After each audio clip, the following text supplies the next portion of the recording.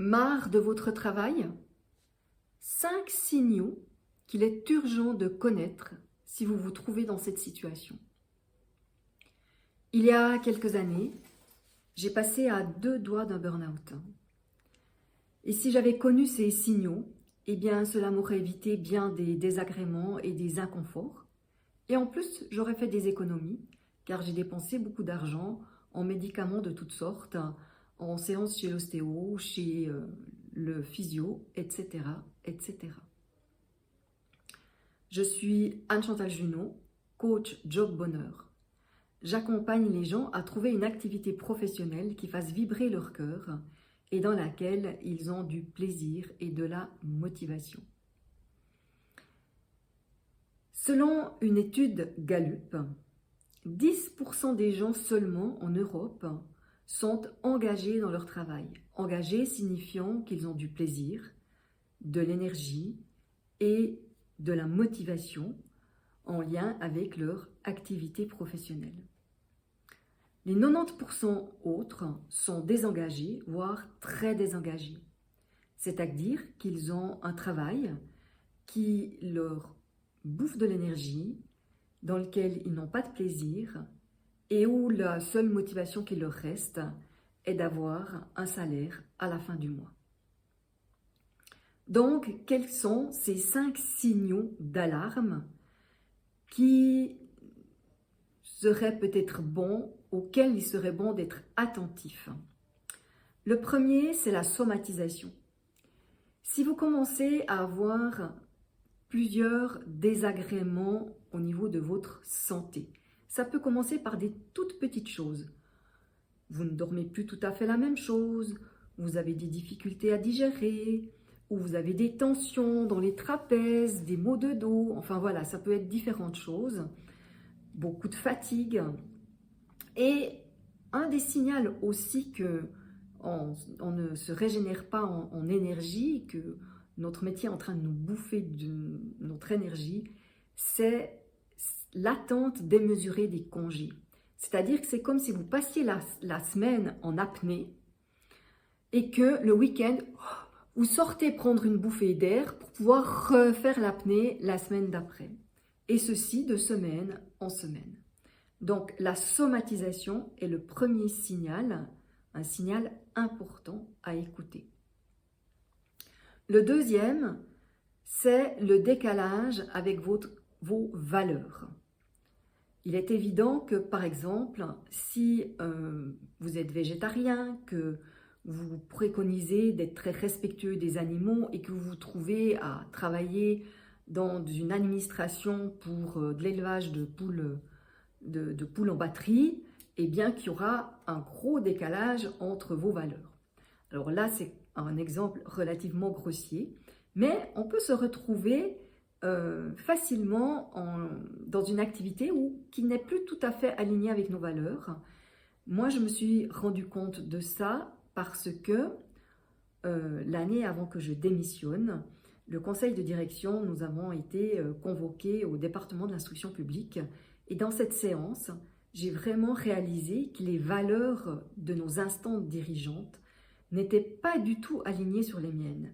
Donc moi, j'étais responsable pédagogique et vraiment, une des valeurs qui était importante pour moi était de contribuer au bien-être, à l'évolution des élèves et aussi au bien-être de mes collègues enseignants. Et en allant à cette séance, je me suis rendu compte que finalement, les instances dirigeantes, leurs valeurs réelles étaient de tenir le budget et de ne pas dépasser, de ne pas dépenser plus d'argent que temps. Donc, ils ne nous ont même pas posé les questions pour quelles raisons on avait pris cette décision qui les contrariait. Donc, le deuxième point, c'est le décalage avec vos valeurs. Le troisième point que je vais vous partager, c'est si vous avez un manque de sens. Ce manque de sens, je l'ai beaucoup retrouvé avec des gens qui sont dans des métiers sociaux, que ce soit des assistants sociaux, des infirmières, des enseignants, qui se retrouvent à un moment donné à être submergés de tâches administratives qui font que les raisons pour lesquelles ils ont choisi ce métier, le sens que ce métier a pour eux, que ça soit soigner, que ça soit aider des familles défavorisées, eh bien, ils n'ont plus suffisamment de temps pour à y consacrer, pour nourrir ce besoin de sens qui, au départ, a fait qu'ils ont choisi cette profession-là. Donc ça, c'est le troisième point d'alarme, c'est si vous n'avez plus de sens à exercer votre profession. Le quatrième point, je regarde mon billet, ah oui, ça peut être des commentaires et des réflexions de votre entourage. Écoutez-les, parce que moi, je ne les ai pas écoutés pendant des années. Alors, il y a eu ma maman, que j'ai pris un peu à la légère, parce qu'elle trouve toujours que je suis trop fatiguée, et puis que j'en fais trop, et puis voilà. Et puis, il y a eu mon mari, qui m'a dit plusieurs fois, « Tu sais, tu as fait le tour. Moi, je crois qu'il est temps de changer. » Mais je ne voulais pas l'écouter. Et tout à la fin, juste avant que je démissionne, et c'est pas pour ça que j'ai démissionné, parce que je l'ai encore pas tout à fait écouté, un soir, il me dit « Tu sais, j'ai l'impression qu'on est 3 dans notre lit.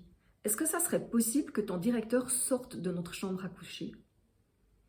Donc vous voyez, j'ai eu plusieurs fois des commentaires comme ça de mon entourage qui étaient des signaux d'alarme que, ma foi, j'ai mis beaucoup de temps à écouter. Donc essayez d'être attentif à ce que vous disent les gens de l'extérieur, car ils ont un regard détaché et ils voient des choses comme ailleurs, pas seulement en lien avec notre profession, pour beaucoup de choses, on peut percevoir, on peut comprendre ce que vivent certaines personnes qui elles-mêmes ne le voient pas parce qu'on a le nez collé dedans. Le cinquième signal dont je vais vous parler, c'est une non-valorisation ou une sous-utilisation de vos compétences. Si vous vous sentez sous-utilisé, il va venir certainement très rapidement de l'ennui, d'un manque de motivation, à part celle de l'argent, bien sûr.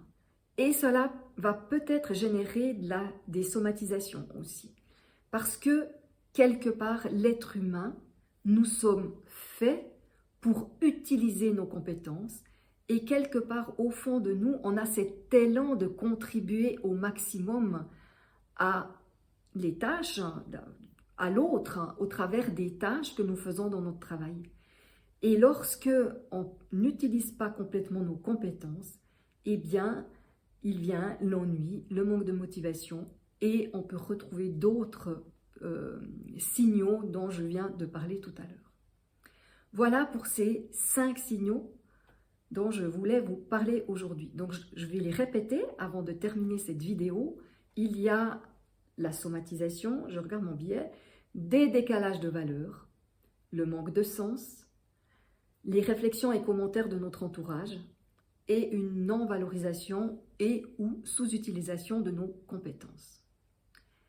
Est-ce que ces signaux font résonance en vous? Si tel n'est pas le cas, c'est génial, c'est que vous avez une profession dans laquelle vous nourrissez vos aspirations. Par contre, si c'est le cas, s'il résonne en vous, combien résonne? Et qu'est-ce que vous allez faire, mettre en place pour changer les choses? Parce que si vous ne le faites pas, qui va le faire pour vous? Je pense personne. Donc, qu'allez-vous mettre en place pour retrouver de la paix et de la joie dans votre activité professionnelle? Voilà, si cette vidéo vous a plu, si elle est porteuse de sens pour vous, je vous invite à cliquer sur le bouton j'aime, à la partager, à vous abonner à ma page Facebook ou à ma page YouTube. Si vous me regardez sur YouTube, vous pouvez sur YouTube aussi cliquer sur la petite cloche qui vous invitera à voir ma prochaine vidéo dont le sujet sera « Quelles sont les bonnes questions à explorer lorsque on pense changer de travail ?» À bientôt dans une prochaine vidéo. Au revoir.